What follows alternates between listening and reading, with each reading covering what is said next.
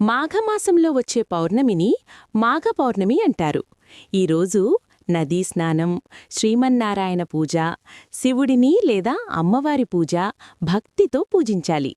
అన్నదానం, వస్త్రదానం చేస్తే మహాపుణ్యం లభిస్తుందని శాస్త్రాలు చెబుతాయి. అలాగే దానం చేయలేకపోయినా ఆకలితో ఉన్నవారికి ఆహారం పెట్టినా అదే మహాదానం. సాయంత్రం చంద్రదర్శనం. నదీ స్నానం ఎందుకు ముఖ్యము? పురాణాల ప్రకారం ఈ రోజున దేవతలందరూ భూమిపై ఉన్న నదుల్లో స్నానం చేస్తారట.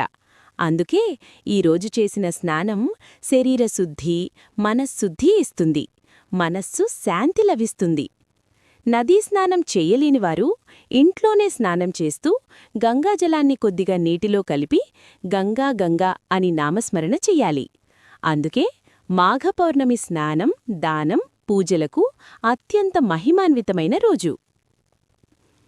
ఈ మాఘ పౌర్ణమి పూజను అందరూ భక్తితో చేసుకుని దైవ అనుగ్రహంతో శుభం, శాంతి పొందాలని హృదయపూర్వకంగా ఆశిస్తున్నాను.